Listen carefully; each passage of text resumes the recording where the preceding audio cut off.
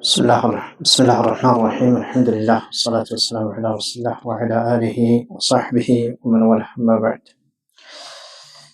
أحبابي في الله، إن شاء الله تعالى الله سبحانه وتعالى فقد مختصر فقه الصوم والتناول መጽሐፍ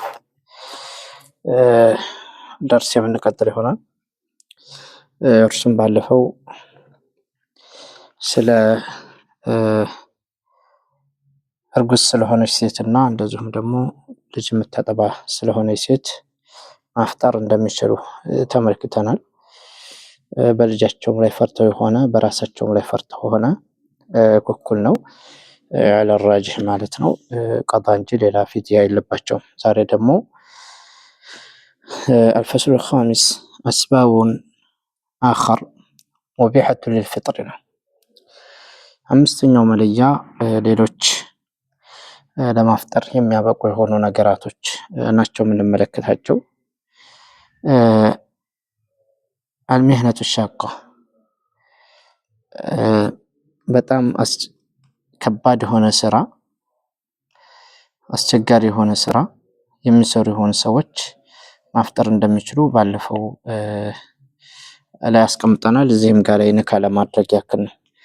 تقدم الكلام على هذه المسألة في حكم صوم أصحاب المهنة الشاقة في فصل الثالث من باب الأول. ከመጀመሪያው ባብ ሶስተኛው ፈስል ላይ አልፏል። ይህ ደርስ እያለ ነው ከባድ ስራ የሚሰሩ የሆኑ ሰዎች ማፍጠር እንደሚችሉ ያስሩና ጾማቸውን ከዛ በኋላ እንግዲህ በጣም ጾሙ ሲከብዳቸው ቀድር الحاجة ያፈጥራሉ። በሌላ ጊዜ ቀዷ አለባቸው ብለን አሳልፈናል ማለት ነው። ሌላኛው ለማፍጠር አንድ ሰው በጾም ቀን ለማፍጠር ከሚያበቁ ነገራቶች إرهاق الجوع والعطش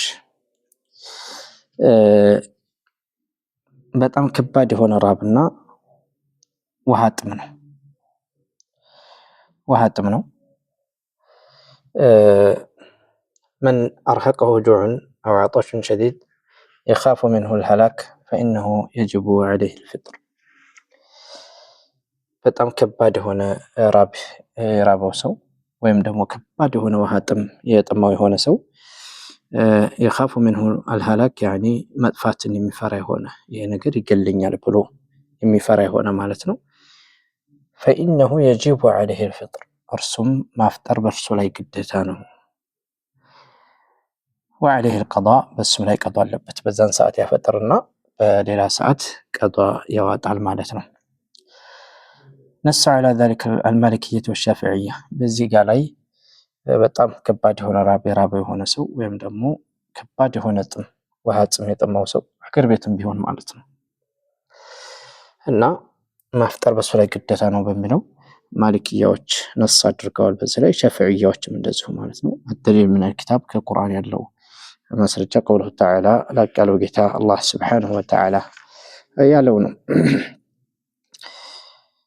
ولا تلقوا بأيديكم إلى التهلكة አላህ Subhanahu Wa Ta'ala ሱረቱል በቀራ 195 አንቀጽ ላይ ራሳችሁን ወደሚያጠፋችሁ ነገር አትጣሉ ይላል።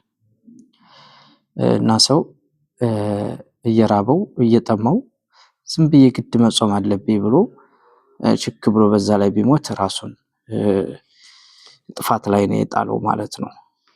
لا يكلف الله نفسا إلا وسعها ነው። አላህ Subhanahu Wa Ta'ala እንዴት ነፍስ የምትችለውን ቀድር እንጂ አስገድድም እና ስለዚህ ማፍጠር አለበት ነው። الدليل من القياس እንደዚሁም ሌላው ማስረጃ ቅያስ ነው። على المريض قياسا على المريض በሽተኛ የሆነ ሰው እሱ ላይ ቅያስ ተደርጎ ነው ማለት ነው።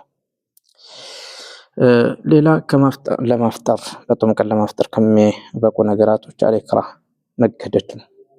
አንድ ሰው ጥይት ደግኖ ማፍጠር አልበለዚያ እገልሃለሁ ብሎ አለ፣ ማፍጠር ይበቃልሃል ማለት ነው። حكم المستكره على الإفطار በማፍጠር ላይ የተገደደ የሆነ ሰው ፍርዱ ምንድነው ነው?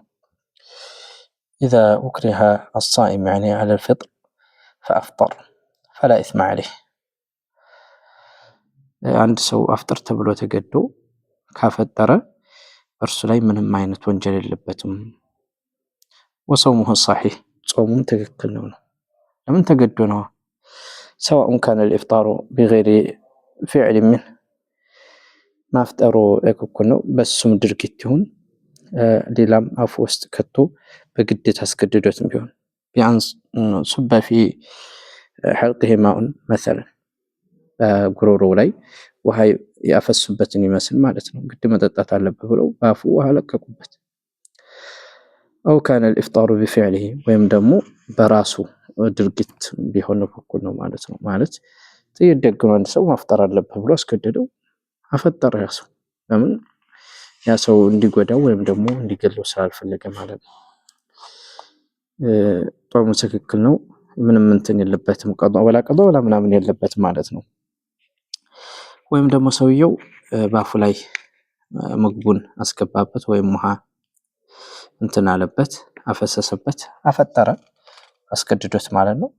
ሰዓት ችግር ጾሙ ትክክል ነው፣ ምንም አይነት ቀዷም ሆነ ምንም የለበትም ነው። ወፊ ቀውል ሻፊዕያ ወልሐነቢላ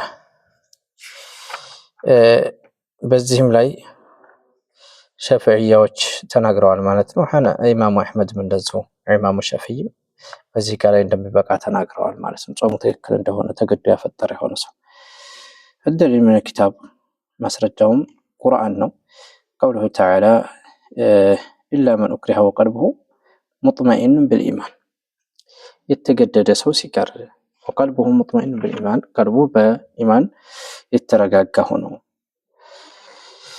ይላል አላህ ሱብሓነሁ ወተዓላ። እና ይህ አንቀጽ ሁሉንም ያካትታል ማለት ነው። ጾምም ላይ እንደዚሁም ደግሞ ተውሂድም ላይ ሰው አስገድዶ ካፊር ሆኖ ብሎ የኩፍር ቃላት እንዲናገር ቢያደርገው ካፊር ሊሆን አይችልም ማለት ነው። ወከዛሊክ አፍጥር ብሎ አስገድዶት ቢያፈጥር ጾሙ ትክክል ነው የሚሆነው ነው። ወጅሁ ደላላ አን አላህ ዐዘ ወጀል ረፈዐ ሁክመል ኩፍር አመን ኡክሪሀ ዐለይህ ፈማ ዱነሁ ሚን ባቢ አውላ። የዚህ ማስረጃው ሁኔታ ማለት ነው አላህ ሱብሓነሁ ወተዓላ ተገዶ ክፈር ተብሎ የተገደደ የሆነን ሰው የእሱን ሁክም አንስቷልና ከዛ ወደታች አለ በይብለጥ የሚታወቅ የሆነ ነው ማለት ነው። ሰውየው ወንጀል ስራ ተብሎ ቢሰራ ያ ነገር አይጣፍበትም ነው ተገዶ ማለት ነው። الدليل من السنة كسنة له ماسرجة أن ابن عباس رضي الله عنهما أن رسول الله صلى الله عليه وسلم قال إن الله تجاوز عن أمتي الخطأ والنسيان وما استكرهوا عليه። ማስረጃውም طبراني የዘገቡት ነው። ወዳረቁጥኒ እንደዚሁ ዘግበውታል ሐዲሱን ማለት ነው። ከሱና ያለው ማስረጃ ኢብኑ አባስ መልካም ስራቸውን አላህ ሱብሓነሁ ወተዓላ ይወደድላቸውና ነብዩ አለይሂ ሰላቱ ወሰላም እንዲህ ብለዋል አላህ ሱብሓነሁ ወተዓላ ተጃወዘ አን ኡመቲ አልኸጣ ከኔ ኡመቶች ስህተታቸውን አላህ ይቅር ብሏቸዋል፣ እንደዚሁም ረስተው የሰሩትን ወንስያን ወመስቱክሪሁ ዐለይህ በሱም ላይ ተገደው የሰሩትን ነገር ይቅር ብሏቸዋል አሉ ነብዩ አለይሂ ሰላቱ ወሰላም ማለት ነው። እና ስለዚህ አንድ ሰው ረስቶ በሰራው ነገር አይያዝም፣ ተገዶ በሰራው ነገር አይያዝም፣ ተሳስቶ በሰራው ነገር በሸሪዓ ተጠያቂ አይሆንም ማለት ነው። طيب ሌላኛው አልጂሃድ ፊ ሰቢልላህ አላህ ሱብሓነሁ ወተዓላ መንገድ ላይ መታገል ነው። ጾምን ለማፍጠር ከሚያበቁ ነገራቶች ማለት ነው። በጾም ቀን ለማፍጠር ከሚያበቁ ነገራቶች يباح الفطر للمجاهد في سبيل الله الله سبحانه وتعالى መንገድ ላይ የሚታገል ለሆነ ሰው ማፍጠር ለእርሱ ይበቃለታል። وهو قول الحنفية والمالكية ورواية عن أحمد። ይህም ንግግር ደግሞ የሐነፊያዎች ንግግር ነው፣ እንደዚሁም የኢማሙ ማሊክ ንግግር ነው። ወሪዋየቱን عن أحمد ከኢማሙ አሕመድም በሌላ ዘገባ የተዘገበ ነው ማለት ነው። وبه أفتى ابن تيمية العساكر الإسلامية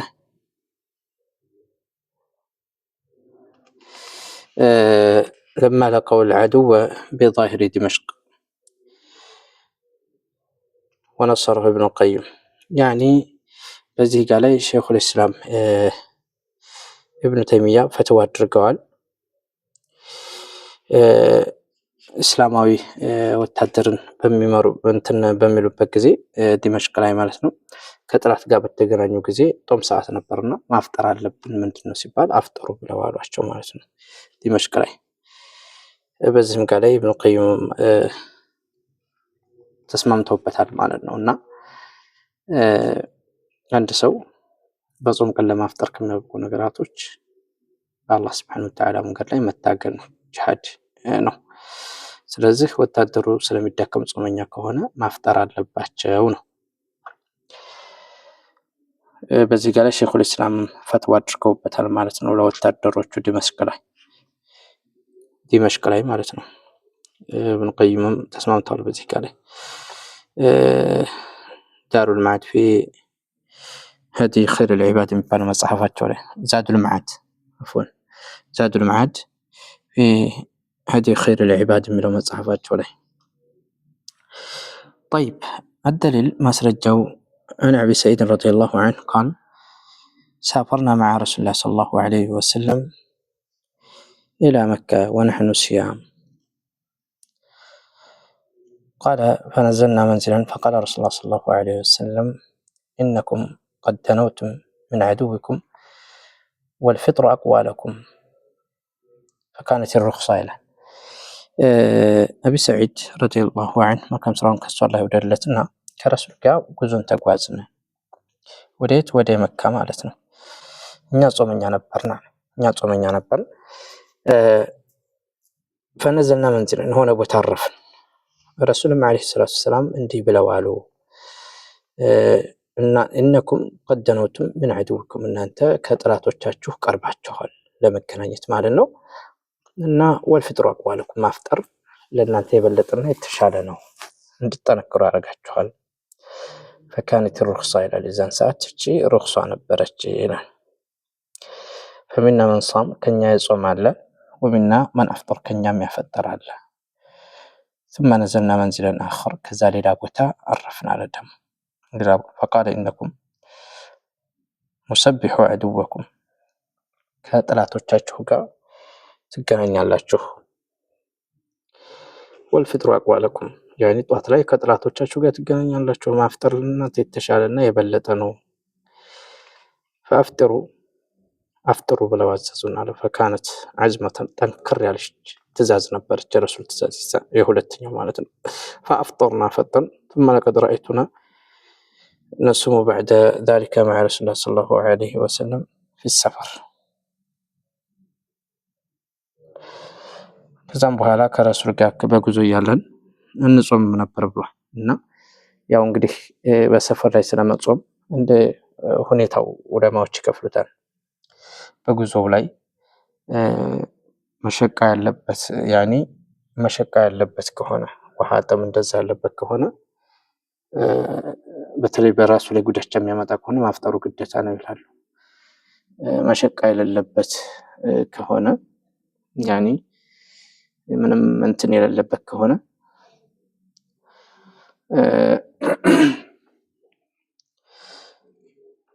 ጾሙ አውላ ነው ይላሉ፣ ማፍጠሩ ከመብቃቱ ጋር ማለት ነው።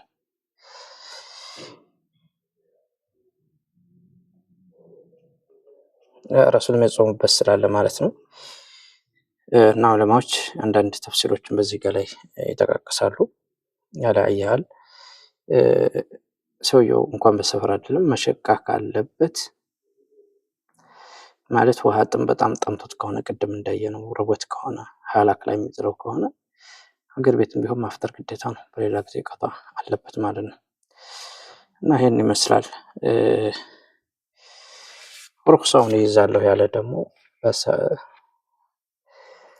በሰፈር ላይ በጉዞ ላይ ያለ ሩክሳውን አላህ ሱብሓነሁ ወተዓላ አቅራርቶለታል። በዛን ቀን አፍጥሮ በሌላ ሰዓት ቀዷ ማውጣት ይችላል ማለት ነው።